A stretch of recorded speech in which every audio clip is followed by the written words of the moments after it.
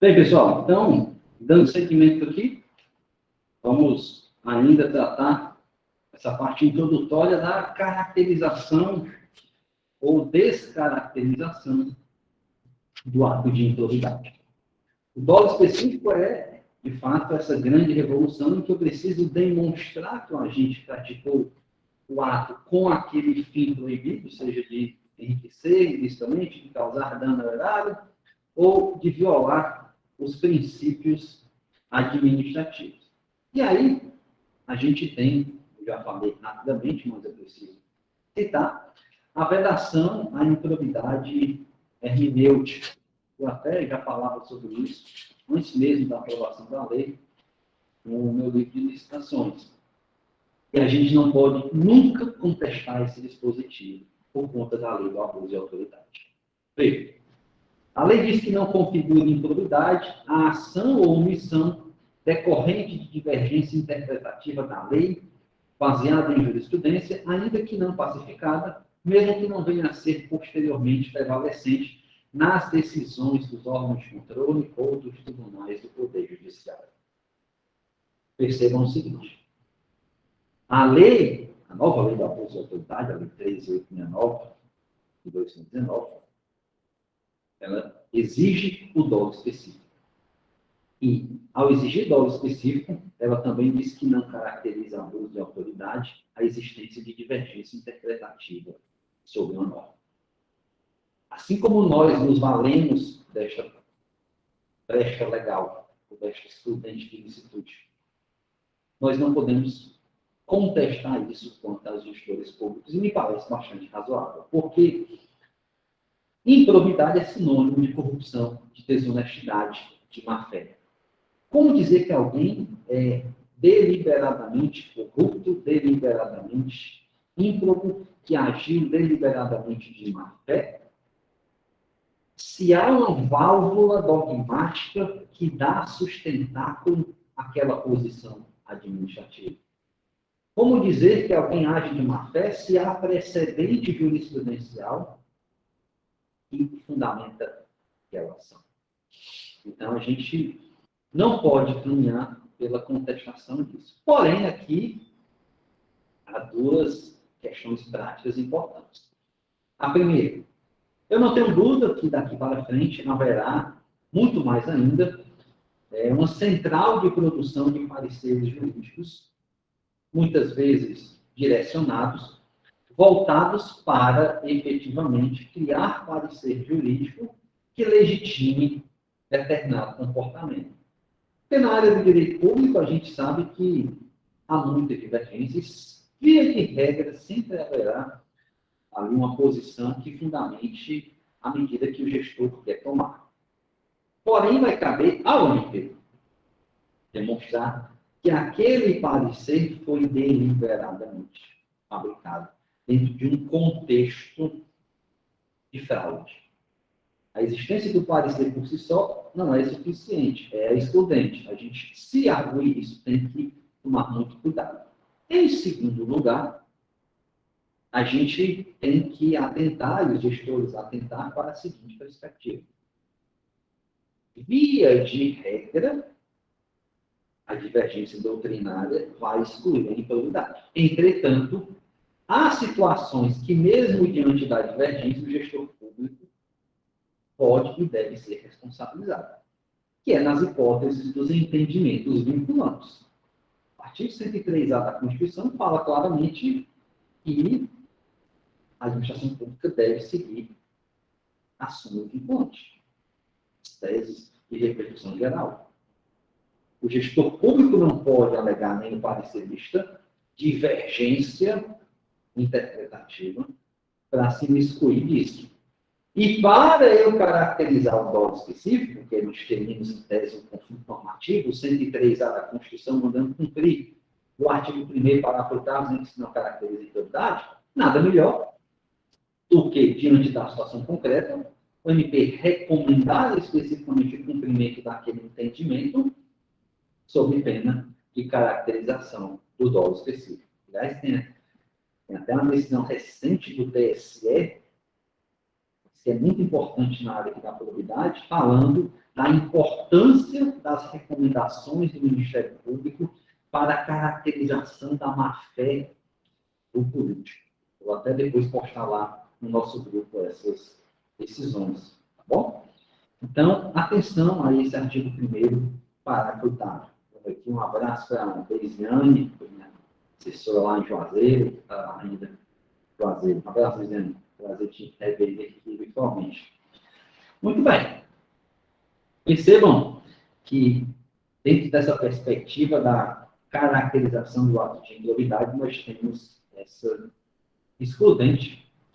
E nessa divergência da súmula vinculante, a gente tem aqui uma questão interessante. E que nós, promotores, de qualquer cidade, podemos levar a questão ao Supremo de forma inédita para termos logo uma solução. Quando você acompanha as matérias da Câmara dos Deputados, do Senado Federal, sobre a aprovação da nova lei de improbidade, você vê lá discursos enaltecendo o novo diploma legal e, efetivamente, dizendo que foram aprovadas medidas importantes, dentre elas o fim do nepotismo. Esta, porém, é uma mentira deslavada, porque, a despeito do artigo 11 ter inserido um novo inciso 11, que veda realmente o nepotismo, nos termos da súmula vinculante, o parágrafo 5º traz uma exceção que aniquila a regra geral. Vou até botar aqui para vocês. Isso aqui nós vamos ter muitos problemas na prática, certamente. Então, o artigo 11, inciso 11, diz que é ato de improbidade. Nomear cônjuge, companheiro ou parente em linha reta, colateral ou por afinidade, até o 3º grau, inclusive da autoridade nomeante ou servidor da mesma pessoa jurídica investida em cargo de direção, chefia ou assessoramento, para o exercício de cargo em comissão ou função de confiança, ou ainda função gratificada, em qualquer dos poderes, compreendendo o ajuste mediante designações recíprocas. Aqui segue quase que literalmente o teor da súmula vinculante, número 13. Entretanto, o parágrafo 5º, também inserido pela Lei 14.230, traz a aniquilação da regra, que diz o seguinte: não se configurará improbidade a mera nomeação ou indicação política por parte dos detentores de mandatos eletivos, sendo necessária a aferição do dolo com finalidade específica por parte do agente. E aí, não sei se o Superlândio está aqui, mas o Superlândio, enfrentando uma situação dessa, lá em Juazeiro, literalmente isso. O então prefeito de Juazeiro, ele tinha cunhado, genro, tinha irmã, tinha filha, como secretárias municipais. E nós passamos a recomendar, fizemos reuniões com ele, um pouco explicando a questão da súmula 2013, e ele diz, não vou tirar. Quando a gente instalou os procedimentos e passou a notificar para adequar a filha, no dia que adequou, ele pediu exoneração. E o dilema da lei agora é o seguinte: não pode nomear parente, segue a súmula vinculante 13. Mas se for uma mera indicação política sem tom de desonestidade, não há improbidade. E aí pensem na hipótese. Eu sou prefeito, sou gestor, tenho um problema na Secretaria de Saúde, por exemplo, e eu tenho um irmão que é especialista, que é mestre, que tem doutorado na área da saúde pública, que já foi secretário de saúde em outro município, etc. E eu digo, meu irmão, eu preciso de você aqui na gestão, eu preciso que você venha me ajudar. Claramente, o meu irmão é uma pessoa qualificada para o cargo. É um indivíduo que não responde a nenhuma ação de improbidade, que não tem nenhuma conta desaprovada, etc. E, portanto, preencheria os atributos mínimos, ou até além dos mínimos, para ocupar o cargo da gestão. Mas, à luz da súmula vinculante 13, a mera existência do parentesco por si só configura a violação ao princípio da impessoalidade, ao princípio da eficiência, ao princípio da moralidade, e isso estaria vedado. Mas agora, a lei, por seu turno, diz que isso não configura improbidade. Nós temos aí o dilema do que vai prevalecer. O que vale mais? A súmula vinculante ou o texto da lei? Realmente é algo que o Supremo tem se instado a se manifestar e qualquer promotor pode, diante da circunstância concreta, manejar uma reclamação constitucional e esperar aí a posição do Supremo. Essa questão que estamos falando em todos os estados. É uma das possibilidades que nós podemos resolver mais rapidamente e uma das situações que mais acontecem no dia a dia, sem sombra de dúvidas. Certo? Então, é importante que nós nos atentemos para esse dilema.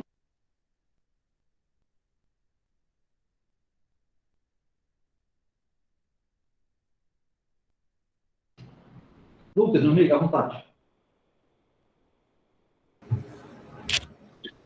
Opa, bom dia a todos, né, em especial ao meu professor, doutor Igor Pinheiro, e hoje colega, qual tenho a honra de estar ombreado aí dentro do Ministério Público do Estado do Ceará, no combate à improbidade, principalmente. E gostaria aqui de parabenizar de público essa atitude louvável do doutor Igor de aqui, de forma voluntária, né, sem cobrar nada, com apoio da associação, está ministrando esse curso com tudo que há de mais atualizado, né, ajudando aqui os colegas e os candidatos que querem ser nossos colegas. Então, eu queria só agradecer a oportunidade aqui, sem tomar mais o tempo de todos aqui, e parabenizar mais uma vez o doutor Igor por essa conduta louvável. Obrigado, doutor, e pode continuar com a exposição. Tá, ótimo. Obrigado aí, eu que agradeço a oportunidade, desde que a Maiara, o Yuri, o Hermes me procuraram para fazer esse curso, eu me coloquei inteiramente à disposição, como sempre estive inteiramente à disposição dos meus colegas do Ministério Público do Ceará. Eu tenho um grande prazer em ser convidado por todos os estados do Brasil para falar sobre o combate à corrupção, e em casa é melhor ainda. É o mínimo de retribuição que eu posso dar à nossa instituição, que custeou mestrado, doutorado, e possibilita novos alunos. Então, vamos aqui tentar, né, nos desincumbir desse encargo. E agradeço tudo também ao incentivo da associação, que sempre abre as portas para esses tipos de eventos. Veja lá. Então, na perspectiva ainda do dolo específico, nós temos algumas situações práticas que vão dar ensejo a discussões também recorrentes nas situações que nós enfrentamos com maior frequência. Veja, ausência de prestação de contas.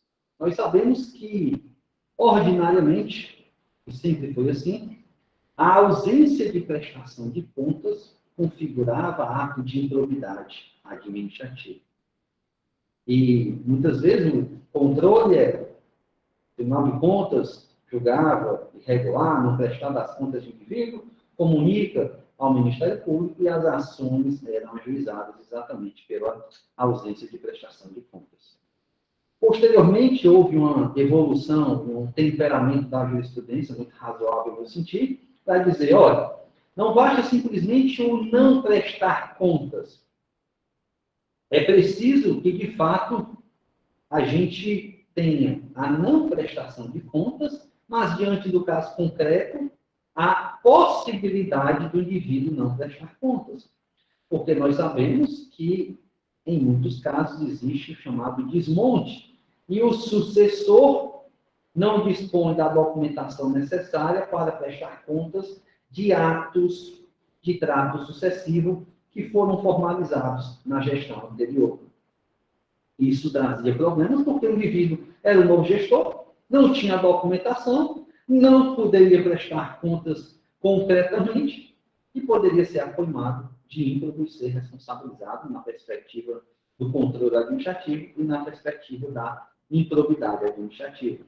Então, a gente ficava esse limbo, esse, inclusive, evoluiu exatamente para que se exigisse essa demonstração da possibilidade de prestar contas. Entretanto, a nova lei seguiu esse caminho, poderia ter parado por aí, seria bastante razoável, mas a lei instituiu aqui um dolo específico em cima de outro dolo específico. Eu digo que é a hipótese em que a lei exige duplo dolo específico.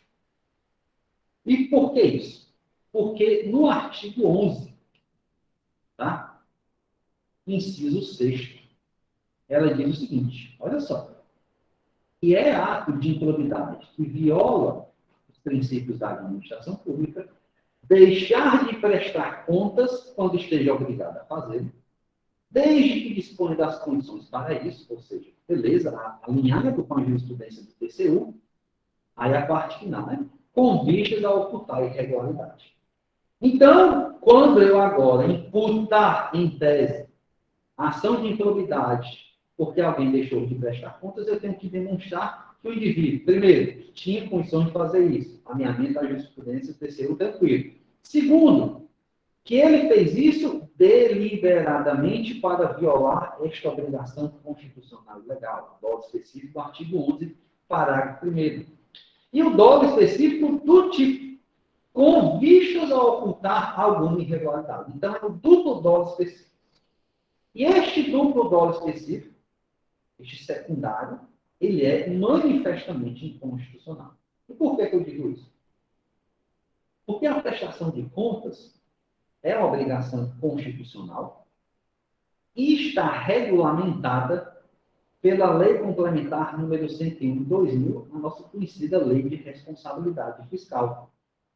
E a Lei de Responsabilidade Fiscal, no seu artigo 73, diz que o descumprimento das normas de controle e gestão pública, lá prescritas, representam atos de improbidade. Detalhe, a lei complementar diz que o descumprimento é ato de improbidade. A lei ordinária, 14.230/2020, ela acresce a necessidade desta finalidade específica no tocante à ausência da prestação de contas. E, meus amigos e minhas amigas, nós sabemos que uma lei ordinária não pode acrescer ou modificar dados de uma lei complementar. Há, portanto, aqui uma clara inconstitucionalidade formal, de modo que a imputação por ato de improbidade por ausência de prestação de contas deve ser, tão somente, calcada nas duas premissas gerais da lei de improbidade, que é impossibilidade ou possibilidade de fazer, dolo específico do artigo 11, remetido à lei complementar número 101 de 2000, no seu artigo 73. Tá bom? Quando você lê a lei complementar 101, se a memória não me falha, artigo 54, seguintes, do tocante à obrigação de prestar contas, lá não exige esse dolo específico. Se a lei complementar não exige, uma lei ordinária não pode acrescer este dado a mesmo. Tá bom? Então, atenção a essa questão da prestação de contas. Renan, à vontade, amigo.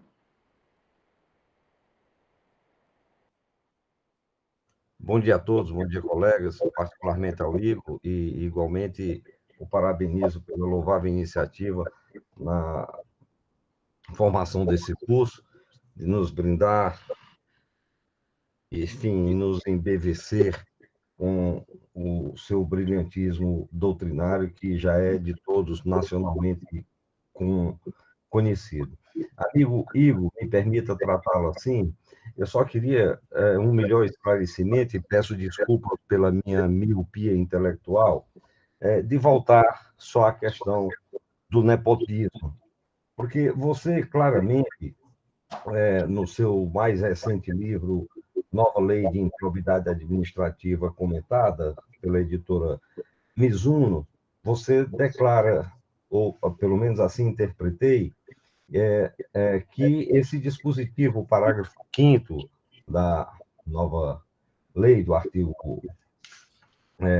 11, é claramente inconstitucional. Né? Você chega a dizer que deve ter como inconstitucional o parágrafo 5º do artigo 11 da nova lei de improbidade administrativa.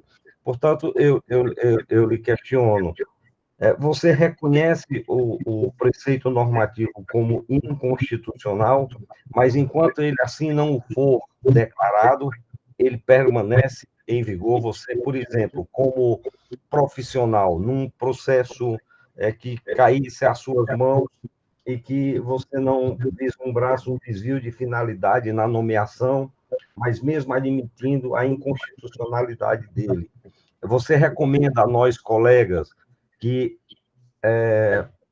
nos suscitemos ou cheguemos a arguir a inconstitucionalidade ainda para que o caso concreto, ou fica esse dispositivo pelo princípio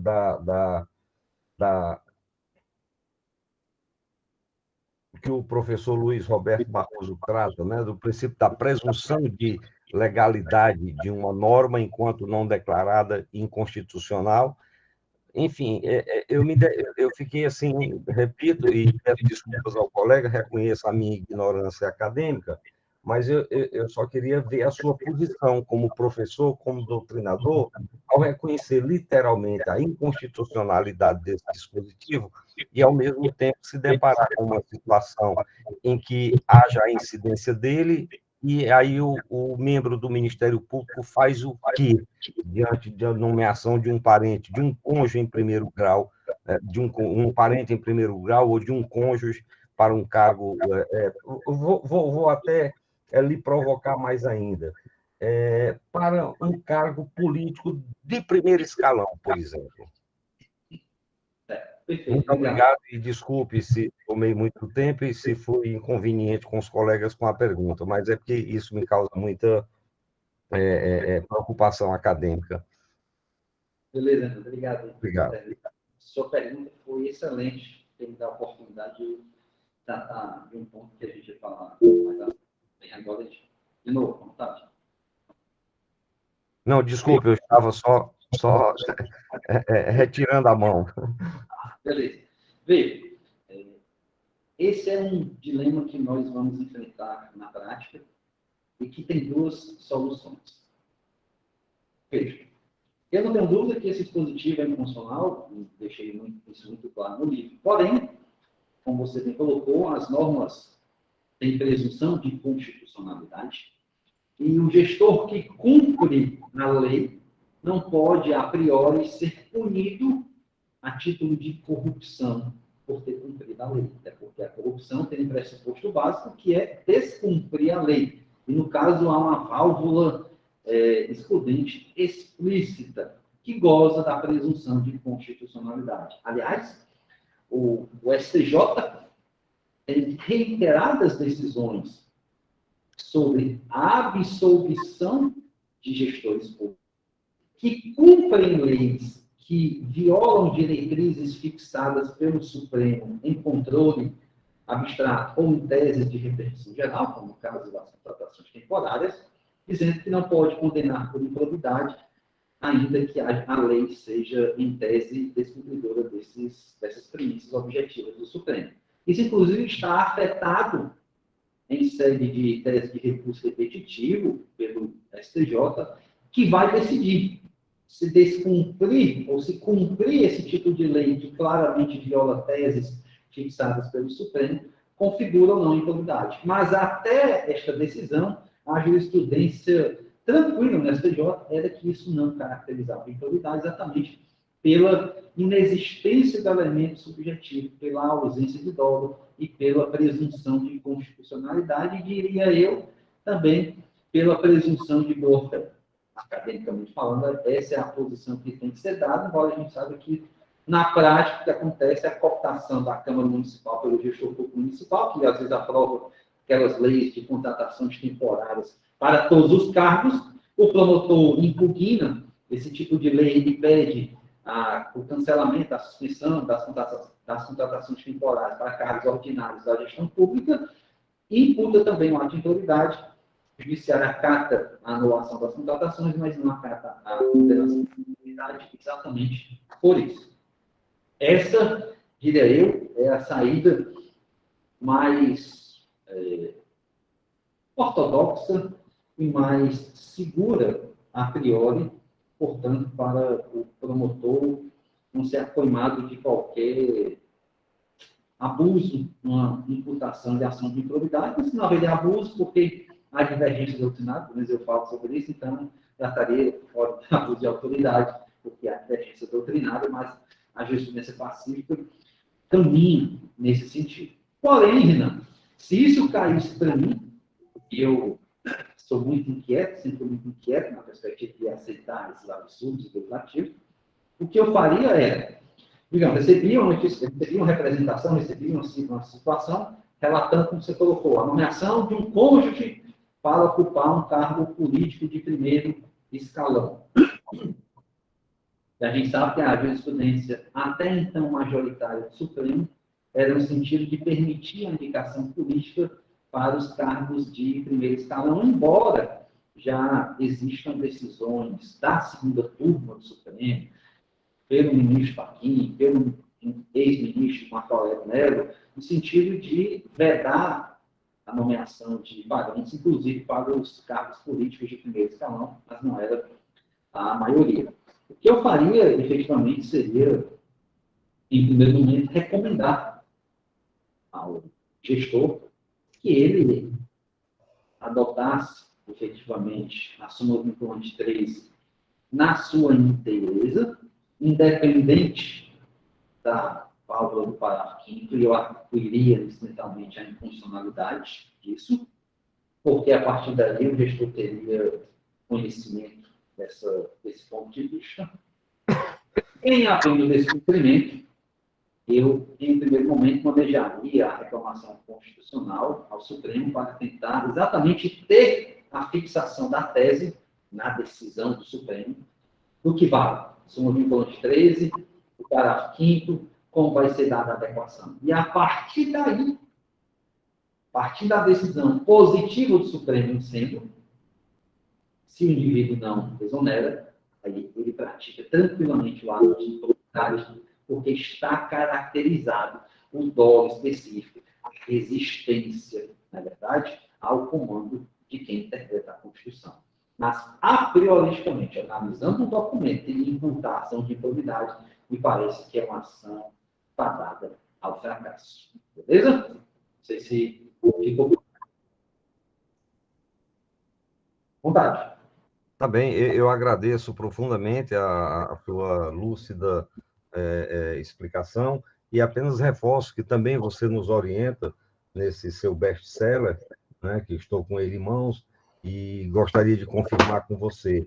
Então, a desconstituição desse ato de nomeação, que é um ato voluntário do gestor público, ele teria que ser precedido de um procedimento administrativo, a fim de assegurar a ele o devido processo legal, e a ampla defesa, o contraditório, já que a norma prevalece e não foi declarada inconstitucional, ou seja, o gestor ainda teria que se submeter a um procedimento administrativo onde lhe fosse assegurado esse contraditório e ampla defesa. Veja, eu instalaria o procedimento, seja notícia de fato, seja pelo correlato, na seguinte perspectiva. A partir da instauração e da oportunização de manifestação do gestor público, você pode extrair dados que vão subsidiar a sua posição posterior. E aí cito aqui exatamente o caso lá de Juazeiro que se onde trabalhamos. Veja, a gente tinha esse agregado familiar da prefeitura, como eu falei, de filhas, de genro, de cunhado, de irmão como secretários, e após a instalação do procedimento, aquisição de informações, análise da capacitação, a gente chegou assim em conclusão. Um dos secretários nunca tinha tido experiência na vida pública, era dono de uma empresa que tocava em shows, em festas, não tinha nenhuma formação específica. Outro era secretário de uma pasta que inusitadamente era uma secretaria fantasma, que não tinha estrutura administrativa, que não tinha servidores, que não tinha local físico de trabalho, etc. E esses dados materializados no procedimento são importantíssimos porque trazem a autorização daquela indução que eu falei anteriormente do dolo específico. Uma coisa é você ter, eu nomeei minha mulher, como você colocou aí, mas a minha mulher, ela tem PhD, é mestra, é doutora, já trabalhou na gestão pública, ela pode, em tese, contribuir. Fica mais difícil você caracterizar o dolo.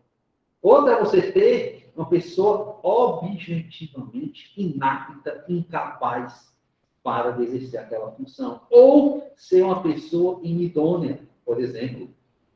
E aí aqui serve uma construção que eu comecei lá em Xeramobim, você bem conhece os causos lá de Xeramobim, né, que eu estava na assessoria do PGJ. Lá em Xeramobim, eu ajuizei uma ação civil pública contra o município de Xeramobim, requerendo que todos os gestores e todos os ocupantes de cargos comissionados não ostentassem a qualidade de inelegíveis.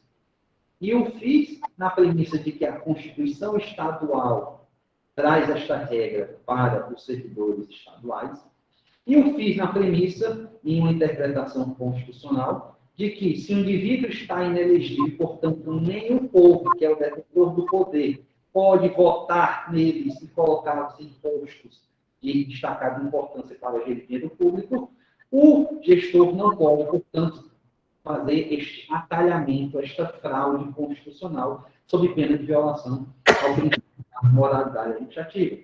Isso foi deferido, isso transitou em julgado, e hoje, em Xeramobim, o ente político é proibido de contratar pessoas inelegíveis, porque ostentam lá desaprovação de contas, condenações judiciais, etc.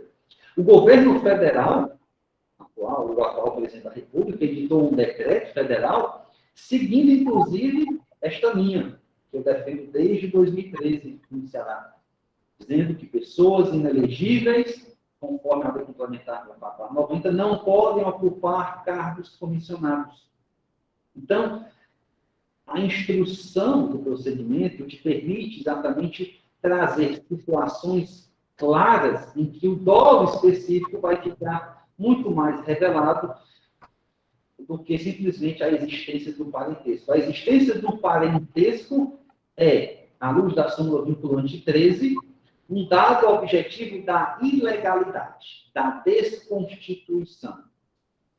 O ato ou a caracterização da improbidade vai depender exatamente dessa instrução, de trazer esses maiores elementos sobre quem é a pessoa, qual é a sua capacitação, qual é a sua idoneidade para exercer uma função pública e por que, no fim das contas, o gestor indicou aquele indivíduo. Por que o indivíduo que era dono de uma banda virou secretário? Simplesmente não há o que explicar que não seja a satisfação pessoal e, coincidentemente, lá no caso do Azeiro, ser o genro do prefeito, né?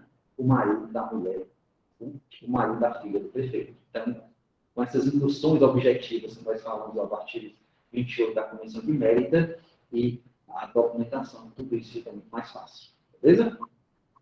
Perfeito, professor. Eu agradeço a lucidez da sua proficiência acadêmica, a gentileza pela paciência de me responder e rogo mais uma vez a indulgência dos colegas se fui inconveniente na interrupção de sua magnífica aula. Muito obrigado. Vou continuar assistindo-a por hoje à tarde e amanhã também, o dia todo, se Deus quiser. Obrigado, um bom dia.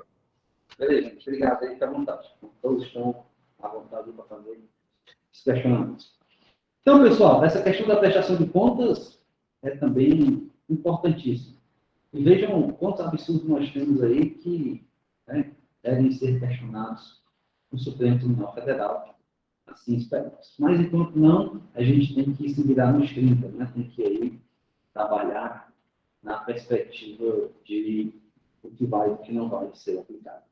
Ainda na questão da exclusão dos atos de improbidade, nós temos aqui um dispositivo que eu também defendo que é claramente inconstitucional, que é o artigo 23C. Percebam aqui que há uma exclusão objetiva dos atos de improbidade no tocante aos partidos políticos. Olha lá alguns dispositivos. Atos que ensejem enriquecimento ilícito, perda patrimonial, desvio, apropriação, malbaratamento ou dilapidação. Dilapidação de quê? Dos recursos públicos dos partidos políticos ou de suas fundações serão responsabilizados nos termos da Lei 9096 de 95. Os partidos políticos recebem dinheiro público. A própria lei tratou de deixar isso muito claro, com redundância legislativa. E o que fez o legislador? Numa lógica de autoproteção, de blindagem, totalmente contrária à lógica republicana e pessoal, disse, ó, se tu desviar dinheiro público do partido político, se tu botar no bolso, se tu der destinação indevida, isso não é improbidade. Então, a gente tem a seguinte situação.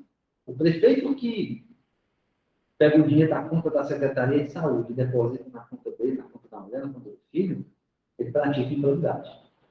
O presidente de partido político que pega o dinheiro do fundão ou do próprio financiamento eleitoral, um partidário, e bota na conta dele, na conta da mulher, isso não é ato de improbidade.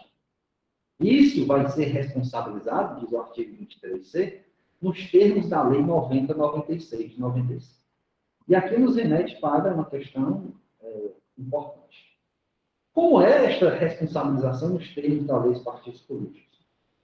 O indivíduo que gere um dinheiro público repassado aos partidos tem que prestar contas perante a Justiça Eleitoral.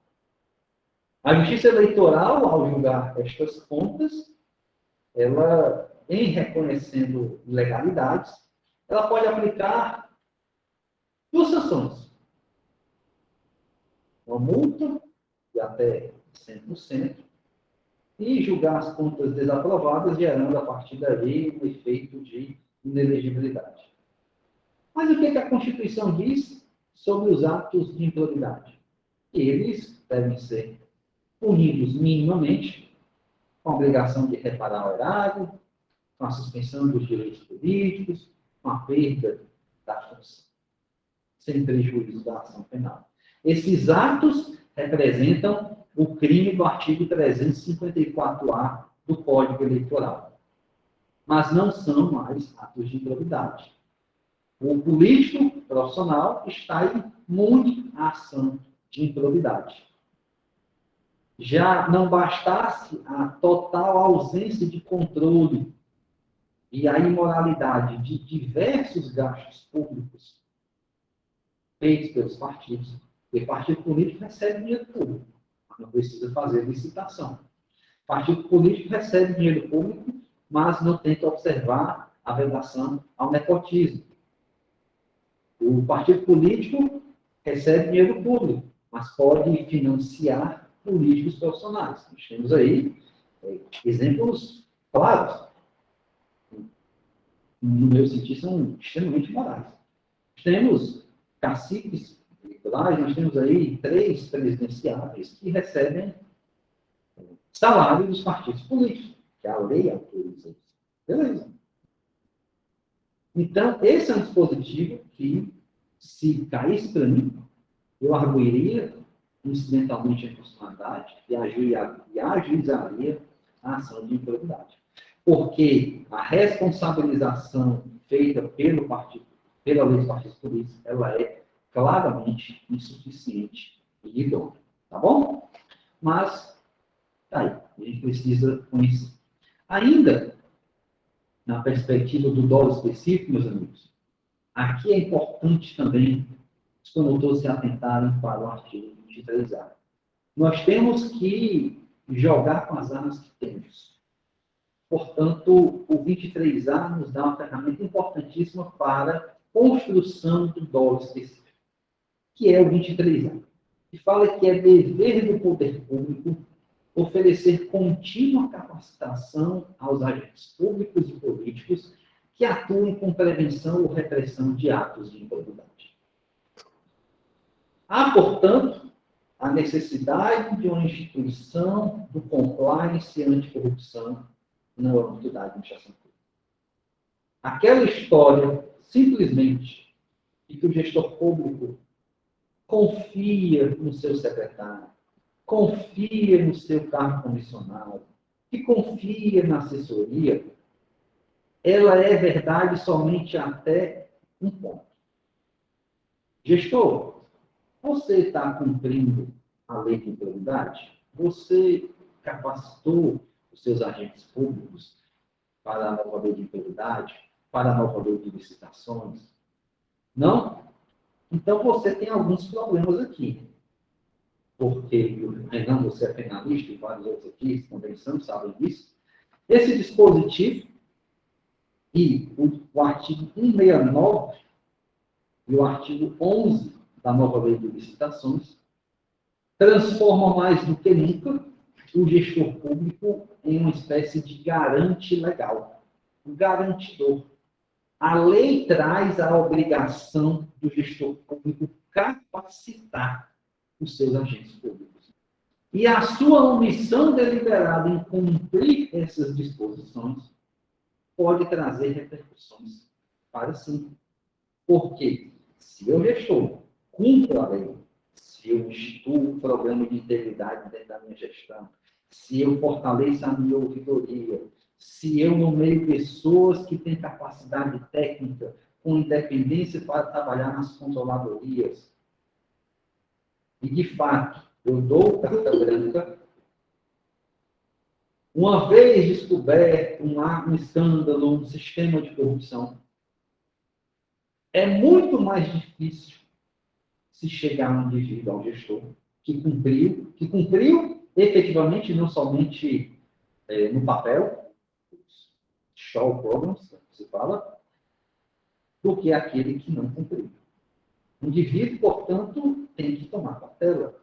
Isso, para nós, é importante. Promotor do patrimônio tem que pedir uma recomendação ao gestor, diz, a partir de agora, a atividade exige dose específico. Entretanto, Vossa Excelência é garantidor desta capacitação. O artigo 23A exige isso. O artigo 11 da nova lei de licitações exige isso. Recomendo, portanto, que capacite, que dê cumprimento a isso, sob pena de sua omissão deliberada, né, ser interpretada como conivência ou como um obstáculo à capacitação e maior probidade na gestão.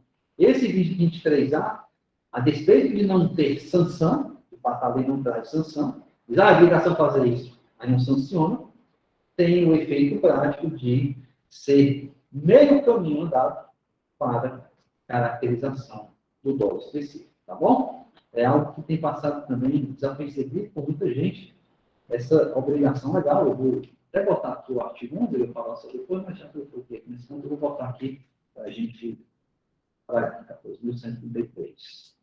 Artigo 11, da lei 14.133. Olha só.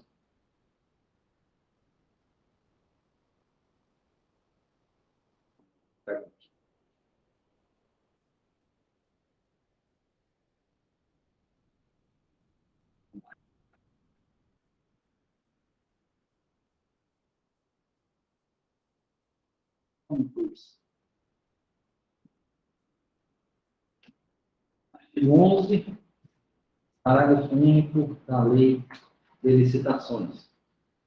A alta administração, então vejam que a lei foi muito técnica, e os decretos do governo federal que regulamentam a nova lei de licitações, que são aplicados subsidiariamente aos estados e municípios que não regulamentaram, diz que a alta administração engloba, de fato, os gestores máximos da parte.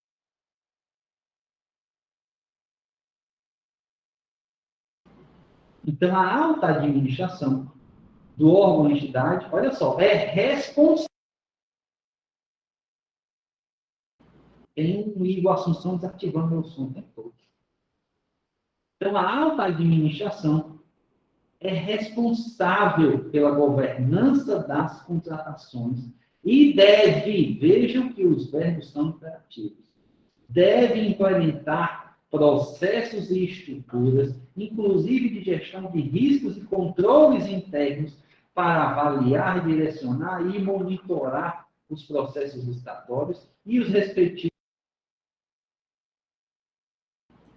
com o intuito de alcançar os objetivos estabelecidos no caput deste artigo. Promover um ambiente íntegro e confiável, assegurar o alinhamento das contratações ao planejamento estratégico e às leis orçamentárias. Então, meus amigos e meus amigos, acabou a história do eu confiava, eu não sabia, né? Porque nunca sabem de nada. Os gestores nunca sabem de nada, sempre são pegos de surpresa. Você pode até não saber, mas você adotou as providências que lhe são exigidas e não recomendadas pela lei. E aqui, na questão da integridade do compliance, do dolo específico, nós temos que chamar a atenção também para o artigo 169, parágrafo 3º, também da nova lei de licitações. A nova lei de licitações instituiu as chamadas linhas de defesa das contratações públicas, e estas linhas de defesa, elas colocam os advogados públicos, os pareceristas, tá certo? Sejam concursados ou não concursados, como integrantes da terceira linha de defesa. E a lei obriga expressamente que os advogados públicos comuniquem ao Ministério Público quando detectarem indícios de corrupção nas contratações públicas, sob pena de serem também responsabilizados. Gestores públicos, os advogados públicos são membros da linha de defesa e devem zelar pelo controle da legalidade dos procedimentos, sob pena de serem chamados à responsabilização. E aí, mais uma vez, a importância da recomendação. Chama o procurador-geral ou encaminham a recomendação, informando exatamente o teor, informando e recomendando o cumprimento do artigo 169, parágrafo 3º, inciso 2º da nova lei de licitações, que diz que quando eles constatarem irregularidades que configuram dano à administração, sem prejuízo das providências no inciso 1º, que é sanear as irregularidades meramente formais, adotarão as providências para a apuração das infrações, observadas a segregação de funções e a necessidade de individualização das condutas, bem como remeterão, tá vendo? Imperativo, ao Ministério Público competente, cópias dos documentos cabíveis para a apuração dos ilícitos de sua competência. Tá bom? Então, vejam aí que é uma transformação. O que antes se discutia muito na perspectiva principiológica, agora é obrigação legal, obrigação de compliance, de estruturação de programas de integridade dentro da administração pública.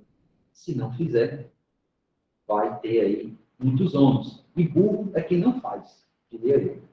Porque a doutrina penalista já caminha no sentido de que quando você que é gestor, demonstra que há um sistema efetivo de integridade, exclui-se a responsabilidade penal por omissão e, portanto, não possível, isso também ficaria muito fácil.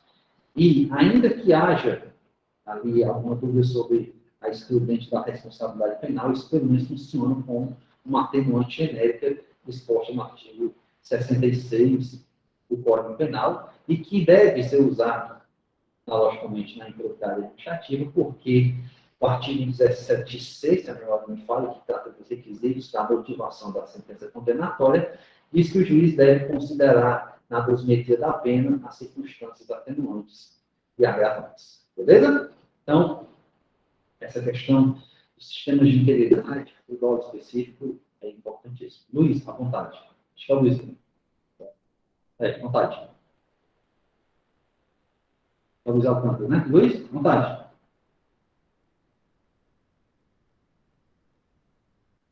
Luiz? Pode falar, amigo, à vontade.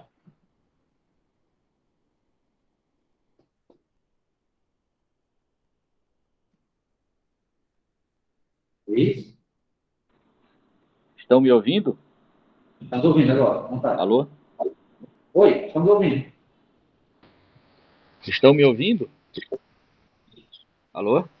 Sim? Sim? Ah, obrigado. Bem, parabéns, Igor, pela explanação. E eu gostaria apenas aqui de fazer um reforço em relação a uma questão que eu entendo como importantíssima, crucial e inadiável para o Ministério Público. O Ministério Público nunca fez, está pretendendo fazer e não se sabe quando o fará, que é a questão do controle de convencionalidade. Essa é uma fatia de poder importantíssima que foi assegurada no julgamento de Gabreira Garcia e Montiel Flores versus México, pela Corte Interamericana de Direitos Humanos, em que estendeu o entendimento de que o controle de convencionalidade não se dá apenas pelo Poder Judiciário, mas também por órgãos do Estado. Né? E órgãos do Estado vinculados à aplicação da justiça.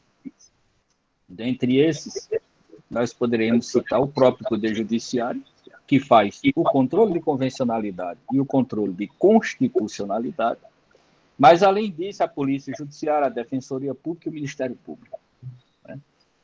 Portanto, nesses temas tormentosos que nós estamos a enfrentar, talvez o incentivo à prática do controle de convencionalidade pelo Ministério Público seja a ferramenta mais importante a ser utilizada, e que não está sendo dos últimos anos. Porque o controle de convencionalidade feito pelo Ministério Público, ele não pressupõe, prima facie, a intervenção do Poder Judiciário.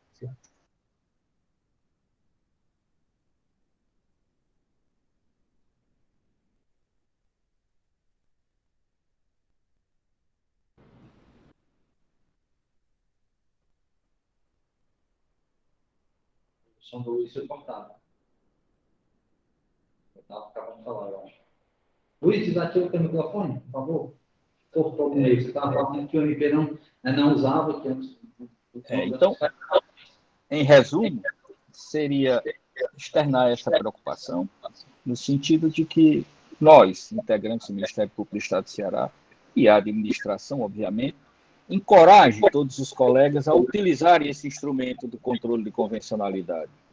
Porque se nós tivéssemos feito o controle de convencionalidade, utilizando a Convenção de Mérida, nós já teríamos também identificado que lá na Convenção, no seu título 3, ela trata que todos os tipos, faz referência que eles devem ser praticados intencionalmente. Então, o alerta para a necessidade de demonstração do dolo já estava inserido também na Convenção de Mérida, desde a sua internalização na normativa, no sistema normativo nacional. Portanto, Igor, parabéns pela sua explanação e principalmente por trazer o tema do controle de convencionalidade a uma reflexão mais profunda pelo Ministério Público do Estado do Ceará. Muito obrigado pela atenção. Beleza, Luiz. Obrigado aí. E indo ao encontro do que você colocou, de fato, eu entendo que o controle de convencionalidade é uma válvula de escape que nós podemos ter importantíssima. E semana passada, o presidente do Conselho Nacional dos Corregedores do MP entrou em contato comigo e pediu que eu desse uma palestra para todos os corregedores do MP para que nós possamos ali tentar alinhar alguns entendimentos que vão balizar as recomendações que as corregedorias estão pensando em lançar para os membros do MP. E um dos pontos que está na minha lista de enunciados que eu vou propor lá ao colegiado, de fato, é essa questão do controle de convencionalidade. Nós temos que pôr em prática isso, temos que suscitar o debate, e isso vindo da instância correcional é importantíssimo, porque tira a pecha o abuso, o tira-pecha da inovação, porque os advogados querem, né, de fato, essa anistia deliberada que a lei pretendeu dar. E eu já tinha falado assim, algumas vezes com o Dr. Casimiro sobre a importância de nós termos enunciados normativos vindo da cúpula para subsidiar e legitimar muito mais ainda o trabalho dos colegas. E, graças a Deus, o doutor lá, que é presidente do Conselho Nacional, fez esse convite e eu estou preparando uma bateria de enunciados aqui para que a gente possa, de fato, ter alguma luz, né? Porque é importante termos aí subsídios e legitimação institucional, sobretudo, para agirmos livremente. Beleza? Obrigado pela intervenção. Muito importante esse ponto de vista mesmo. Bem, pessoal, ainda aqui na questão dos atos de improbidade, das exclusões do que é, do que não é ato de improbidade, a gente, portanto, fala de uma forma geral do dolo específico, da exclusão da improbidade propedêutica, da voluntariedade, da questão da instituição dos programas de integridade.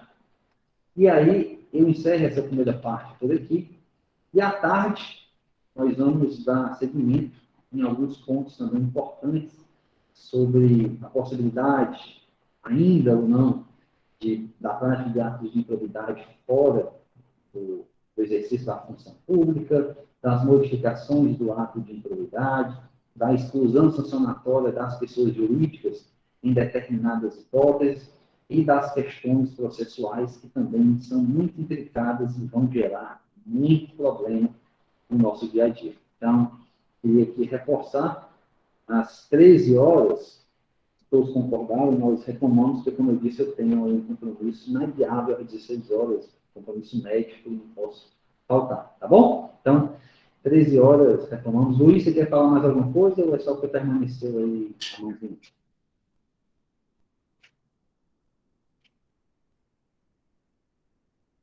Acho que é só isso. Então, pessoal, às 13 retomamos. Obrigado pela atenção. Um abraço.